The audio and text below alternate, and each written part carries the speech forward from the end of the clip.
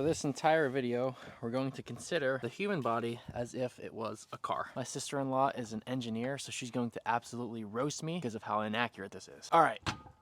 If Lightning McQueen wants to beat Chick Hicks and win the Piston Cup, he needs to be fast. His horsepower needs to get to extremely high levels if he's going to reach 150 to 200 miles per hour. If you want to beat your athletic rival, you also need to be fast. The amount of electricity from your brain to your muscles needs to be at least on par, if not greater, than your rival. Doing things like lifting heavy weights, running hill sprints, doing max effort jumps, doing things that require you to exert everything you've got with maximal rest time gives the body this stimulus. Give me more electricity, give me more horsepower. For horizontal horsepower, you absolutely need the Vlad deadlift, a glute and upper hamstring exercise, drawing inspirations from legendary strongman Nico Vlad.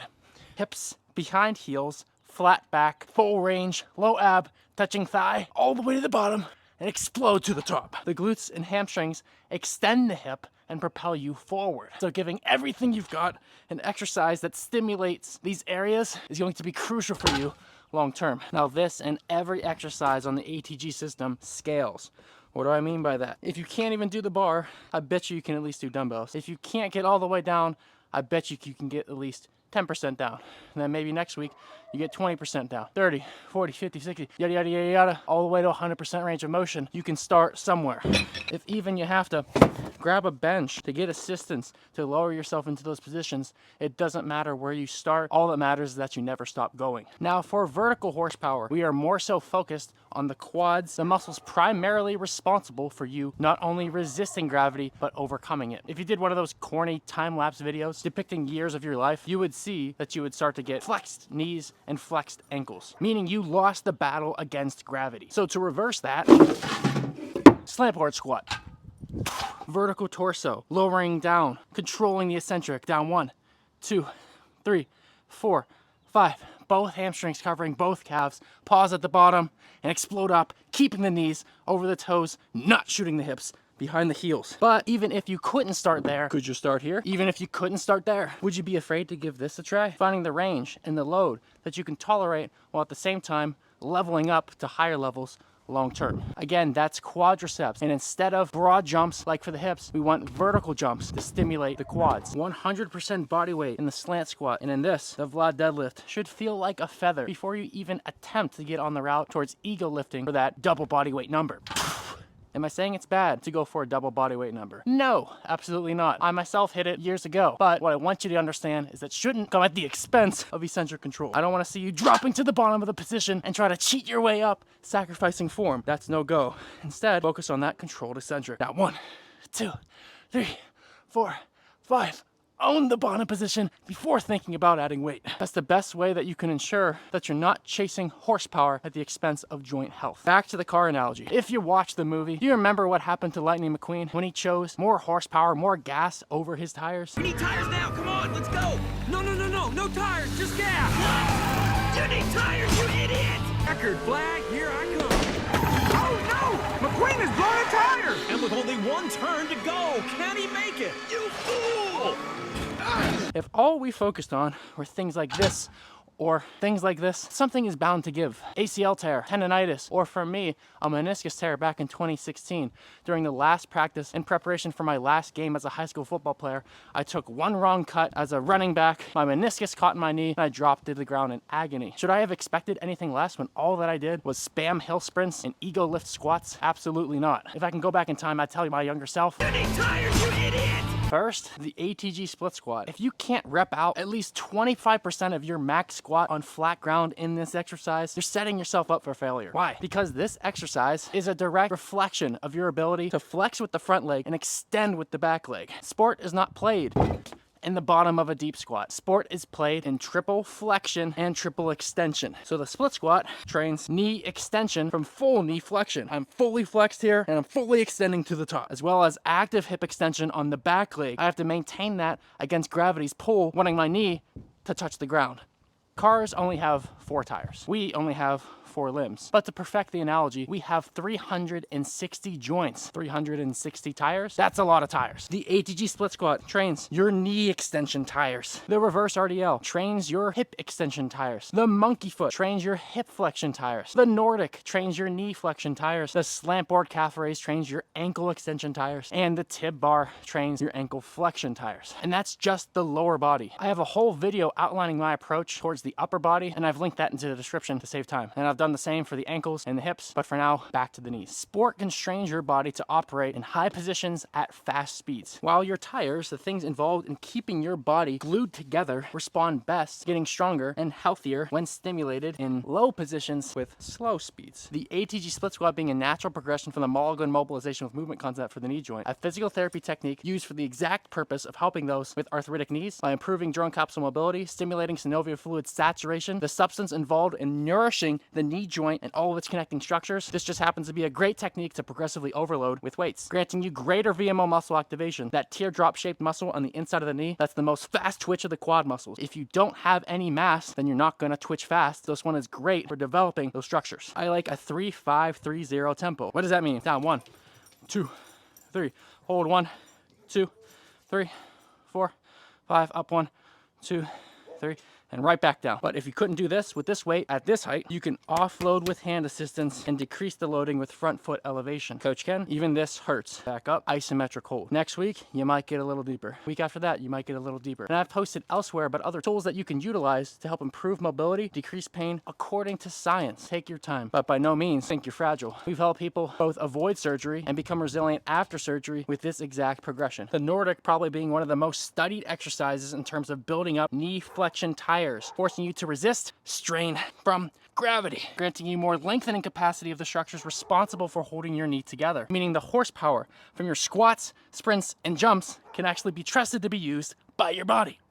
But Coach Ken, there's no possible way I can even begin to think I'm going to be able to do that. Simply regress. You don't have to keep your torso straight in line with your knees. Bend the torso. That means there's less load on the knees, more load through the hips, and you can get some stimulation within your end position, doing isometric holds with hand assistance, holding, getting contraction, stimulation, and then next week, maybe you go a little bit lower. Maybe your torso straightens out a little bit more.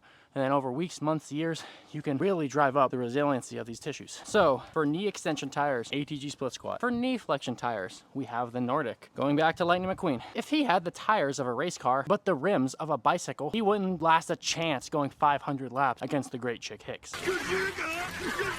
To build the rims of the knee tires, we need exercises that do just that. Enter the Poliquin step. Cyclic tension at shallow knee angles activate living cells in the ACL to create bigger and stronger ligament over time. What's the ACL? It's the structure that holds this bone and this bone together. The thinner this structure, the more at risk your knee is. So thankfully, what the research shows is that the ATG progression using the Poliquin step actually does in fact protect the knee joint long term. It's not just theory. Research also shows that this exercise increases patellar tendon loading. That's the structure that comes off of your quad and goes onto the knee, the pivot point that allows it to extend. When this structure is weak, good luck being athletic. When this structure is weak, good luck avoiding pain. Research shows that this movement increases tendon loading by increasing the torque required by the quadriceps to reverse that knee flexion occurring when you drive the knee over the toe, meaning greater tendon size, greater tendon stiffness, and greater blood flow for recovery. It's no wonder that the greatest strength coach of all time dubbed this exercise the $1 million knee exercise. Aside from the research, common sense tells us that if you get strong in this position, there's a good chance you're going to be strong in this position. The rims to our athletic tires. Now, I also went into a detailed analysis of the hip exercise patterned after this exercise. I've also put that into the description for you. So what do we have? Horsepower, tires, rims. Now let's talk about the suspension. Bear with me for this example. If Lightning could float like a butterfly and sting like a bee, but his chassis was shifted like a cross-eyed potato, he'd drive right into the wall every single lap. Comparatively, if you run a 4.2